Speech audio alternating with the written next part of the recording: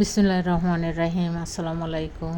আজ আমি মসুর ডালের চচ্চড়ি বানিয়ে আপনাদেরকে দেখাবো। প্রথমে আমি ডালগুলি ভালোভাবে ধুয়ে নিয়েছি।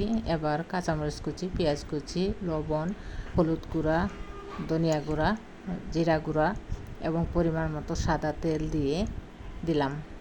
এবার ভালোভাবে সব উপকরণগুলি মাখিয়ে নিলাম।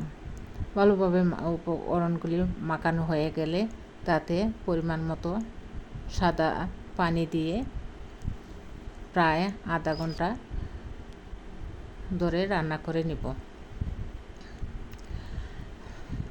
আমার ডাল রান্না হতে হতে একটি কথা বলি, আমি 4-5 মাস আগে একটি পেজ খুলি, তাতে আমার 400 থেকে 500 ভিউ হয়।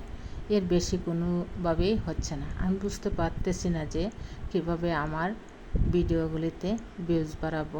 আপনারা আমাকে সঠিক পরামর্শ দিলে আমি খুবই উপকৃত হতাম। এত কথা বলতে বলতে আমার ডাল চচ্চড়ি হয়ে গেছে। ধন্যবাদ সবাইকে। আসসালামু আলাইকুম।